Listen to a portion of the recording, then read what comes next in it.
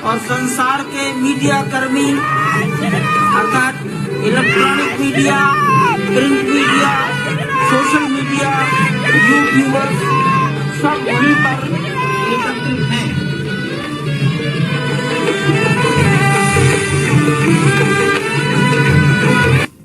भगवान को मानने के लिए हिंदू होना जरूरी नहीं है, उनको मानने के लिए दिल अच्छा होना चाहिए, एक अच्छा इंसान होना चाहिए और दिल में जज्बा होना चाहिए, बस। जय श्री राम। चौखट पे चल के आज चारों धाम आए। तो वाकई में लोगों की एक जिस तरीके से मान्यता है और लोग जो एक जोश और एक वो एक एनर्जी जिस तरह की डिफरेंट सी लोगों की नजर आ रही है, उस शहर की नजर आ रही है, वो बहुत ज्यादा खूबसूरत है। अगर आप नरेंद्र मोदी का देखें, 11 दिन का आज उन्होंने वो रोजा तोड़ा है, तो अब वो अपने आप को पेश कर रहे हैं भाई मैं एक हिंदुओं का लीडर हूं। गांव के गांव, शहरों के शहर और बहुत बड़े बड़े ज्योग्राफिकल एरियाज कन्वर्ट होंगे अपनी इच्छा से सनातन धर्म में, हिंदू धर्म में आए। भगवान राम की प्राण प्रतिष्ठा के बाद जो कहते हैं ना सर्किट ब्रेक हो गया। फिर सनातनियों की बात करें तो पैदल यात्रा देख लें और जो फ्लाइट्स आ रही हैं डायरेक्ट यूपी की डायरेक्ट फ्लाइट्स अयोध्या आ रही है ताकि लोग कम टाइम में ज्यादा ट्रैवल कर सके। 13 के 15 वहाँ द्वार दरवाजे हैं गोल्ड के, 14 तो मतलब है कि जैसे जैसे मैंने रामायण, महाभारत, भगवत गीता पढ़ा है, मेरे अंदर जो एक शांति आई है, मेरे अंदर जो एक लगन आई है, मेरे अंदर जो एक ठहराव आया है, वो मैं शब्दों में बयान नहीं कर सकती। सुपर पावर नहीं बनना, इंडिया को विश्व गुरु बनना, बहुत बड़ा फर्क है इन दो चीजों के बीच में, सुपर पावर और विश्व गुरु। विधानसभा के नेबावर में 35 मुस्लिम परिवार ने हिंदू धर्म, यहाँ पे मुगलों ने, जो कि मैं उनका कोई इतना बड़ा फैन नहीं हूँ, इन्वेडर्स थे, लूटर्स थे और मार मार के लोगों को उन्होंने मुसलमान किया। उन्होंने यहाँ आके एक मंदिर नहीं, हजारों मंदिर तोड़ के मस्जिदें बनाई। अगर मुझसे पूछे तो मैं इस पे हिंदू बरादरी और हिंदू भाइयों को अपने सबको मुबारकबाद दूंगा और इस पे ज्यादा जज्बाती होने की जरूरत नहीं है। अगर हम अयोध्या मंदिर की बात करें, वहां कम से कम 1 लाख से ज्यादा लोगों को एम्प्लॉयमेंट मिलता है। अब एक मंदिर जिसे आप सिर्फ एक मंदिर कह रहे हैं, वो अगर 1 लाख लोगों को एम्प्लॉयमेंट दे रहा है तो वो कितना एम्प्लॉयमेंट जनरेट कर रहा है। राम मंदिर की सेरेमनी, प्राण प्रतिष्ठा, जिसकी गूंज इस वक्त पूरी दुनिया में सुनाई दे रही है, सिर्फ भारत नहीं, सिर्फ पाकिस्तान नहीं, बल्कि इसकी बात पूरी दुनिया में की जा रही है। ये भजन गाया है जिस हिसाब से उस लड़की का एंथुसियाज्म दिख रहा था, उस हिसाब से तो साफ पता चलता है कि कश्मीर में इवन कभी कभार बाहर भी जाती हूँ तो बहुत सारे लोग एक्साइटेड होते हैं, इवन टोटल मेंटालिटी चेंज हो चुकी है। नमस्कार दोस्तों, स्वागत है आपका आपके चैनल EFC में। दोस्तों सभी को जय श्री राम। राम मंदिर का भव्य उद्घाटन हो चुका है, पूरी देश में दिवाली मनाई जा रही है। नरेंद्र मोदी जी ने पूरे देश और दुनिया के राम भक्तों को दी है बधाई। तो दोस्तों देखिए कैसे पाकिस्तानी मीडिया से रिएक्शन आ रहे हैं। अब सारे के सारे लोगों को रिलीजियस टूरिज्म के लिए अब इंडिया लेके आए। इंडिया के अंदर लोग आते थे हेल्थ टूरिज्म के लिए, ठीक है।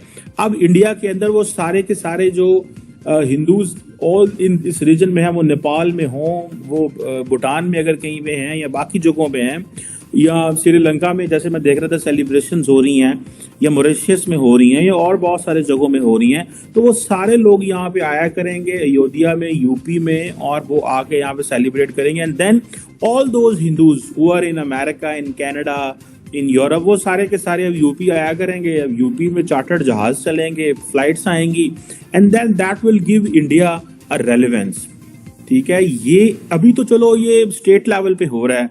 मैं देख रहा था जनाब हेलीकॉप्टर पत्तियां जो है वो गिरा रहे हैं और बहुत कुछ हो रहा है, लेकिन आइंदा आने वाले दिनों में it's going to be different position.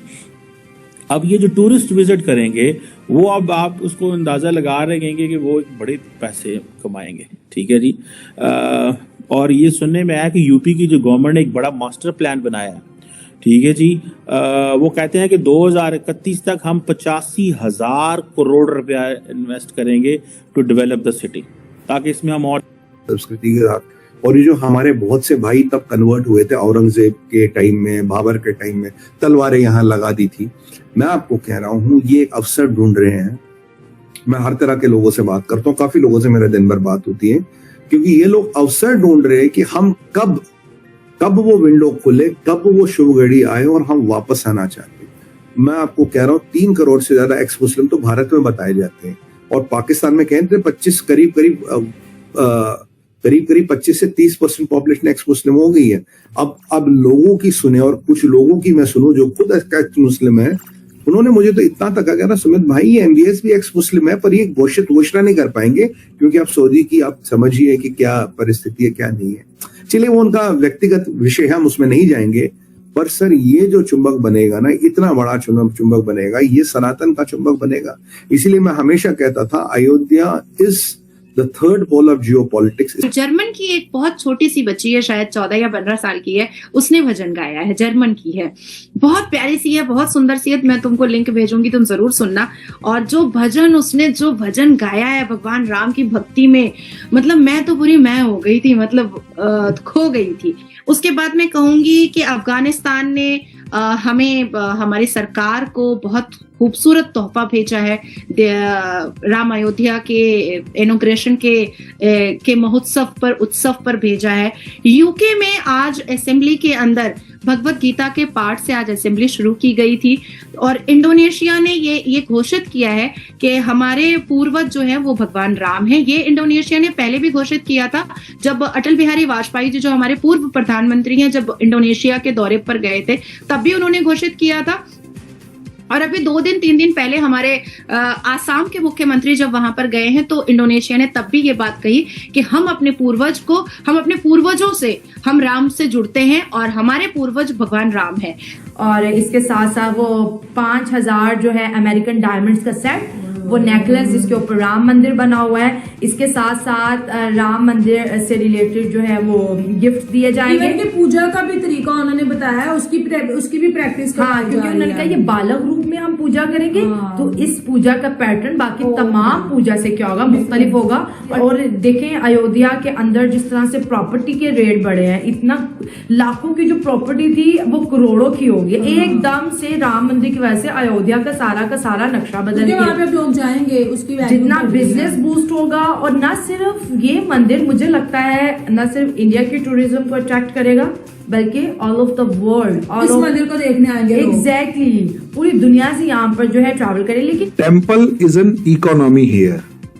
Temple economy को समझिए।